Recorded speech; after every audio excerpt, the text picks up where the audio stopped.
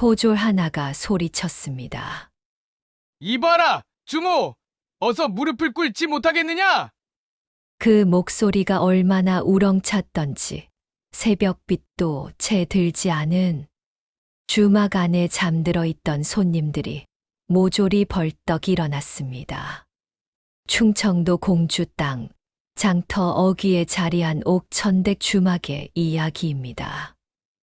현감 나리께서 부르신다. 당장 따라오너라! 주모 옥천댁은 두 손이 덜덜 떨렸습니다. 간밤에 무슨 잘못이라도 저질렀단 말인가. 아무리 생각해도 떠오르는 것이 없었습니다. 그런데 포졸의 표정이 이상했습니다. 험하게 으르렁거리면서도 눈빛만은 왠지 조심스러웠습니다. 마치 함부로 대해서는 안 될 사람을 대하듯. 옥천댁은 영문도 모른 채 포졸들에게 이끌려 관아로 향했습니다. 그리고 그날 이후 공주 고을 사람들은 입을 다물지 못했습니다. 도대체 그 주막에서 무슨 일이 있었던 것일까요?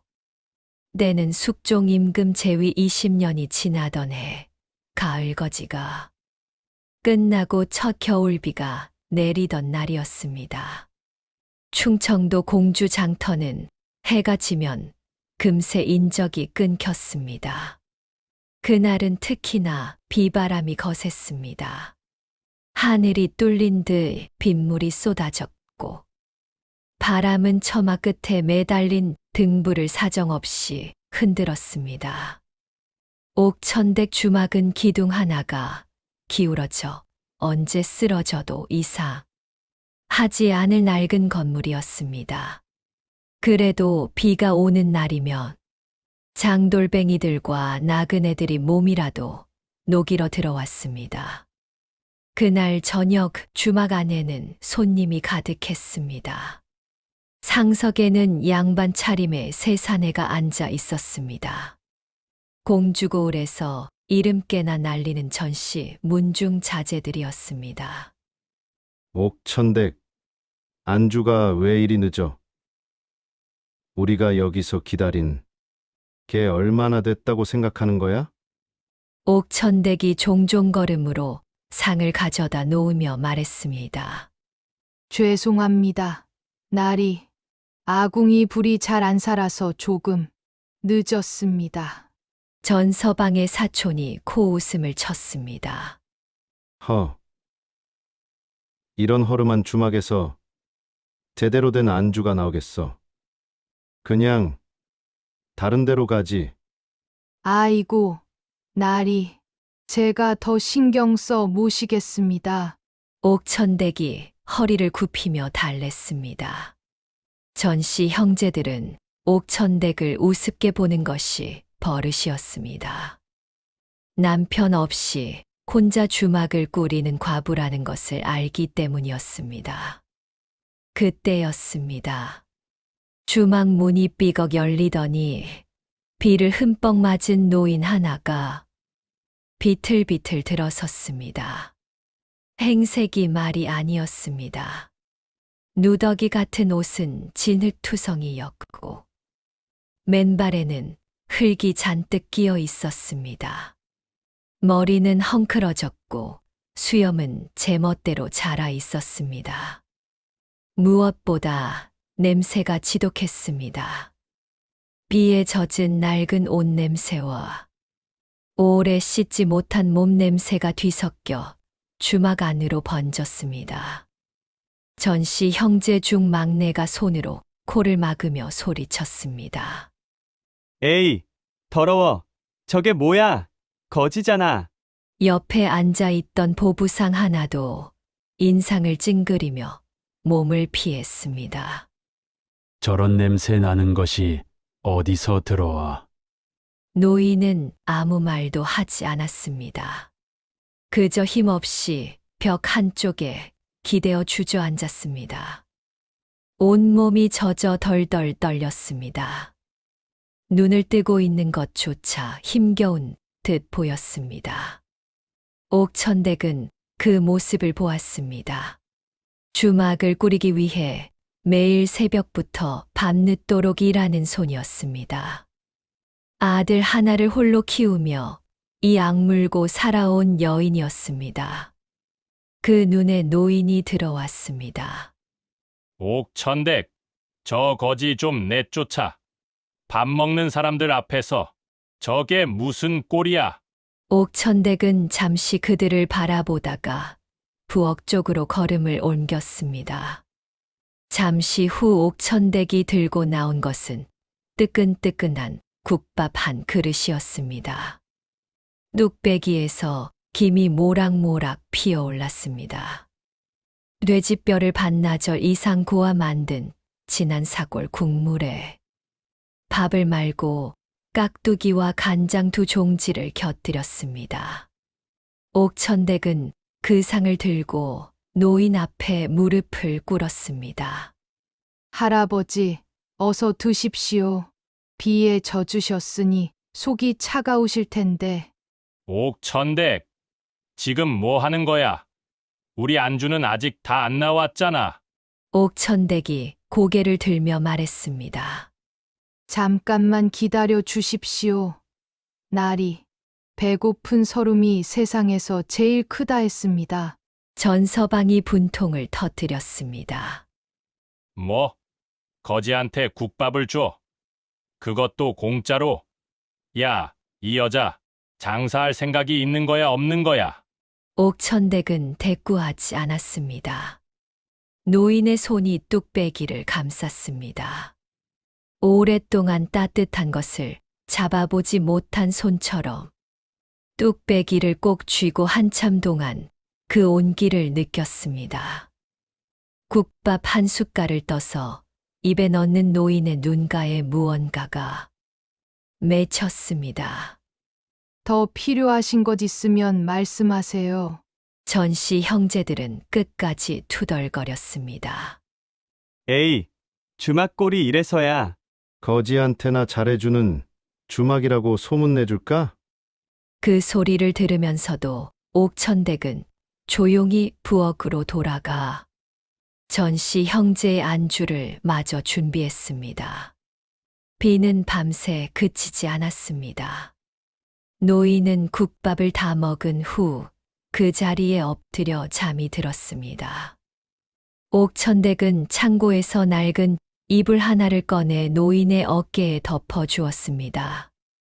전씨 형제들은 코를 막으며 자리를 피했고 나머지 손님들도 모두 외면했습니다. 그렇게 비 내리는 밤이 깊어갔습니다. 새벽이 되어 날이 밝아올 무렵 노인은 자리에서 일어났습니다. 눈빛이 간밤과는 달랐습니다. 어둡고 흐릿했던 눈이 새벽빛처럼 맑았습니다. 노인이 옥천댁을 바라보며 낮은 목소리로 말했습니다. 주모, 고맙네. 옥천댁이 손을 저었습니다. 별 말씀을요. 날이 추운데 몸은 좀 녹으셨는지요? 노인이 잠시 옥천댁을 바라보다가 말했습니다. 자네 아들은 몇 살인가? 옥천댁이 눈을 동그랗게 떴습니다. 예. 어떻게 아셨는지요? 올해 16입니다. 글은 배웠는가? 예. 서당에는 다니게 했습니다마는 변변한 스승도 없이 제대로 배우질 못했습니다. 노인이 고개를 끄덕이더니 주막 문을 나섰습니다. 빗속으로 사라지는 뒷모습이 어딘지 모르게 당당했습니다. 옥천댁은 한참 동안 그 모습을 바라보았습니다. 다음 날 아침이었습니다. 옥천댁이 아궁이에 불을 지피려는데 밖이 소란스러웠습니다. 말발굽 소리가 요란했습니다. 그것도 여러 마리였습니다. 옥천댁이 문을 열고 나가보니 관아의 포졸 10명이 주막 앞에 줄지어 서 있었습니다. 그리고 그 앞에는 갓을 쓰고 관복을 입은 사람이 서 있었습니다. 공주 고을 현감 이도원 날이었습니다. 옥천댁은 두 무릎이 꺾일 것만 같았습니다. 아, 무슨 일이란 말인가. 아무리 생각해도 죄 지은 일이 없는데 무슨 연유로 현감 나리가 친히 오신 것인가. 그런데 현감이 가까이 오더니 뜻밖에도 두 손을 공손히 모으고 옥천댁 앞에 허리를 굽혔습니다. 그것은 절이었습니다.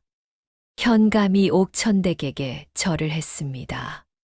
장터 어귀에 모여든 사람들이 일제히 수군거렸습니다. 옥천댁은 얼굴이 새하얘졌습니다. 나리, 이게 무슨 일이십니까? 현감이 목소리를 가다듬었습니다. 주모, 어젯밤 이 주막에 노인 한 분이 드셨소? 예, 그렇습니다마는 그분이 누구신 줄 아시오? 옥천댁이 고개를 저었습니다. 행색이 남루하셔서 어떤 분인지는 몰랐습니다. 현감이 목소리를 낮췄습니다. 그분은 현감이 말을 잇기 전에 뒤에서 또 다른 발소리가 들렸습니다. 이번에는 발소리의 수가 더 많았습니다. 그리고 발소리와 함께 사람들이 길 양쪽으로 저절로 갈라섰습니다. 가마 하나가 나타났습니다. 보통 가마가 아니었습니다. 황금빛 장식이 달리고 붉은 비단이 드리워진 이 지방에서는 한 번도 본 적 없는 가마였습니다. 가마가 멈췄습니다. 가마 문이 열렸습니다. 그리고 그 안에서 어젯밤 그 노인이 나왔습니다. 그런데 어젯밤과는 달랐습니다. 누더기 대신 골룡포를 입었고 헝클어진 머리 대신 단정한 상투에 익선관을 쓰고 있었습니다. 옥천댁은 그 자리에서 무릎이 꺾였습니다. 현감이 바닥에 엎드리며 소리쳤습니다. 전하, 만만세. 포졸들이 일제히 엎드렸습니다. 장터에 모인 사람들이 허겁지겁 바닥에 엎드렸습니다. 그 자리에 있던 모든 사람이 바닥에 머리를 조아렸습니다. 어젯밤 그 냄새 나는 노인은 다름 아닌 조선의 임금, 숙종 대왕이셨던 것입니다. 숙종께서 민정을 살피러 직접 미행을 나오셨다가 비를 맞으신 것이었습니다. 임금이 천천히 걸어와 옥천댁 앞에 섰습니다. 고개를 들라. 옥천댁이 떨리는 눈을 들었습니다. 임금의 눈빛이 따뜻했습니다. 어젯밤 그 국밥은 과인이 먹어본 것 중에 가장 맛있는 것이었노라. 배고픈 서름이 세상에서 제일 크다 했지. 그 말이 내 가슴에 박혔다. 황공하옵니다. 전하, 임금이 고개를 끄덕이며 현감에게 말했습니다. 이 주모의 아들을 한양으로 보내어라. 과인이 직접 스승을 붙여 가르치게 하겠다. 삼가 받들겠나이다. 전하, 그 순간 저 멀리서 다른 발소리가 들렸습니다. 전씨 형제들이었습니다. 어젯밤 주막에서 거드름을 피우다 돌아간 그들이 아침 나절 소문을 듣고 헐레벌떡 달려왔던 것입니다. 전서방이 땀을 닦으며 달려오다 가마를 보고 멈춰 섰습니다. 그리고 그 가마 앞에 엎드린 사람들을 보았습니다. 전서방의 얼굴이 새하얘졌습니다. 저 자들은 누구냐? 공주 전씨 문중 자제들이옵니다. 이 고을에서 행패가 심하다 하옵니다. 어젯밤 주막에 있었던 자들이로구나. 전서방이 그 말에 다리가 후들거렸습니다. 임금께서 직접 보고 계셨던 것입니다. 어젯밤 냄새 난다며 코를 막던 그 자리에 그날 이후 공주고을에 큰 변화가 생겼습니다. 현감 이도원은 임금의 명을 받아 고을 안을 샅샅이 살폈습니다. 전씨 문중이 수십 년 동안 백성들의 땅을 빼앗고 빚을 강요해 온 일들이 낱낱이 드러났습니다. 전 서방을 비롯한 형제들은 재산을 몰수당하고 귀양길에 올랐습니다. 전씨 문중이 빼앗았던 논밭은 원래 주인들에게 돌아갔습니다. 가난한 백성들이 울었습니다. 기쁨의 눈물이었습니다. 옥천댁의 아들 봉수는 한양으로 올라갔습니다. 임금이 붙여준 스승은 성균관의 이름난 학자였습니다. 봉수는 타고난 총명함으로 스승의 기대를 저버리지 않았습니다. 19의 초시를 통과하고 22살의 문과에 당당히 합격하였습니다. 임금께서 봉수의 답안을 직접 읽으시고 말씀하셨습니다. 어미의 마음을 닮았구나. 백성을 아는 그리로다. 봉수는 벼슬길에 올랐습니다. 처음 제수받은 직책은 공주고을 현감이었습니다. 아들이 현감이 되어 어미가 살던 고을로 돌아온 것입니다. 옥천댁은 아들이 관복을 입고 관아에 들어서는 날 주막 문 앞에 서서 펑펑 울었습니다. 옆에 서 있던 이웃이 물었습니다. 옥천댁, 왜 우시오? 기쁜 날인데. 옥천댁이 눈물을 훔치며 말했습니다. 기뻐서 우는 거지요. 우리 아이 아버지가 살아서 봤으면 얼마나 좋았을꼬. 봉수 현감은 어미의 마음처럼 백성들을 다스렸습니다. 가난한 자의 억울함을 먼저 듣고 힘없는 자의 편에 섰습니다. 배고픈 자에게는 관아의 곡식을 풀었습니다.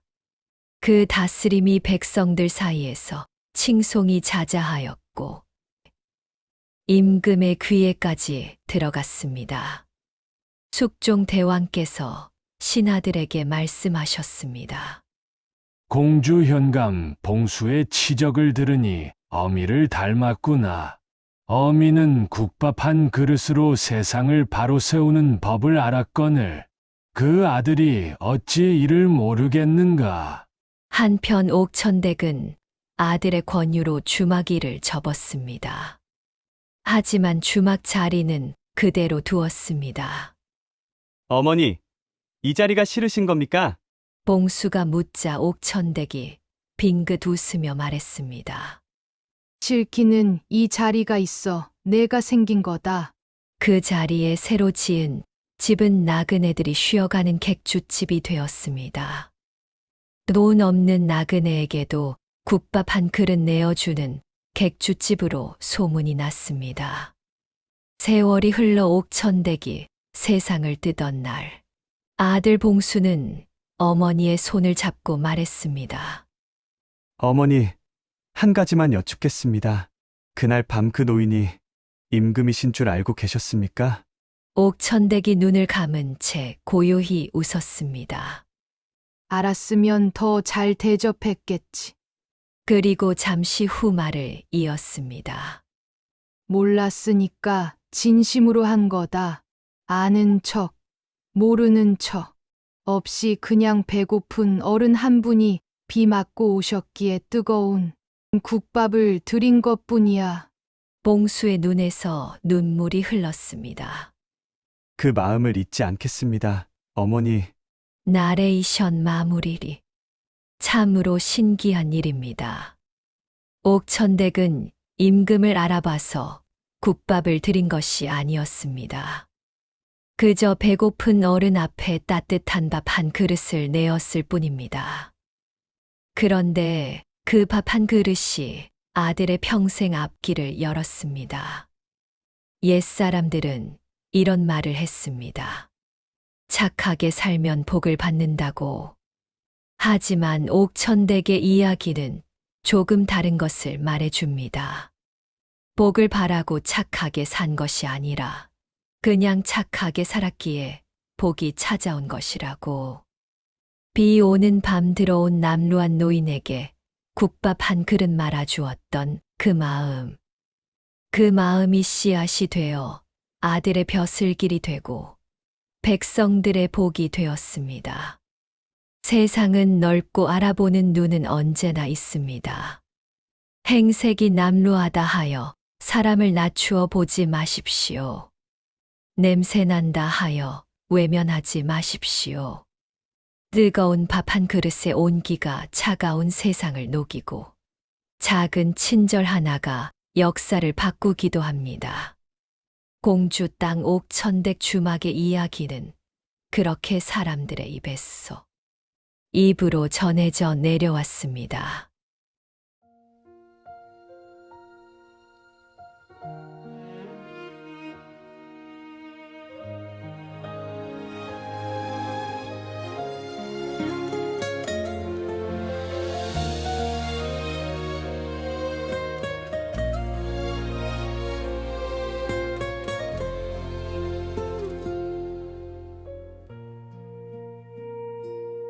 차가운 겨울비가 땅을 적시던 밤 공주 땅 장턱이 기울어진 주막엔 비틀대며 들어선 냄새나는 노인 하나 모두가 코를 막고 고개를 돌렸네. 더러운 거지라며 손가락질할 때 묵묵히 부엌으로 향한 여인이 있었으니 홀로 아들 키우며 거친 손으로 살아온 주모 옥천달의 따스한 눈빛이었네. 뜨끈한 국밥 한 그릇 말아주었소. 진한 사골 국물에 정성을 담아 임금인 줄 몰랐어도 벼슬아치 아녀도 배고픈 서루는 누구나 같다며 건넨 마음 그 투박한 뚝배기가 하늘을 울렸네. 이 헛날 새벽녘 요란한 말발굽 소리 현감이 엎드려 근절을 올리네. 누더기 벗고 곤룡포 입으신 그분은 조선의 왕이신 숙종대왕님.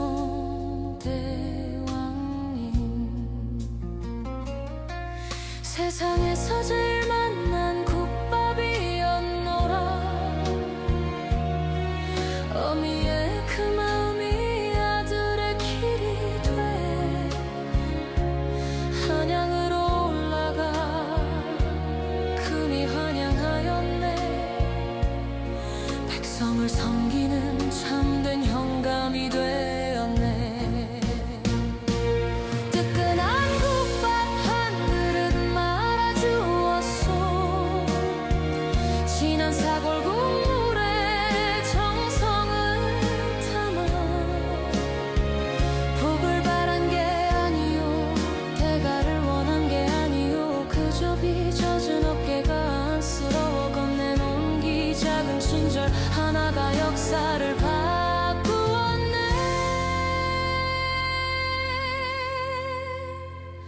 먼 나라들이 어머니께 물었지 알고 주셨냐고.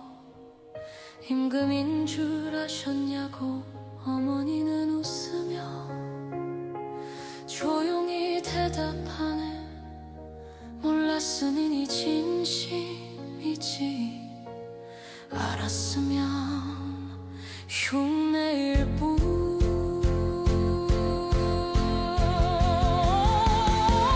비 오는 날의 국밥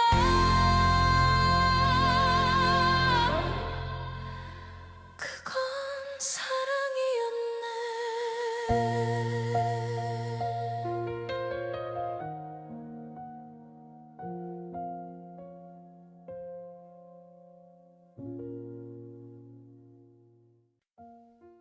오늘 이야기는 여기까지입니다. 들어주셔서 감사합니다. 오늘 들려드린 옛 이야기 어떠셨나요? 옛 선조들의 삶과 해학이 여러분의 지친 하루에 잠시나마 휴식이 되었기를 바랍니다. 구독과 좋아요, 알림 설정을 해주시면 잊혀져가는 우리네 이야기를 가장 먼저 만나보실 수 있습니다. 지금까지 청설이었습니다. 감사합니다.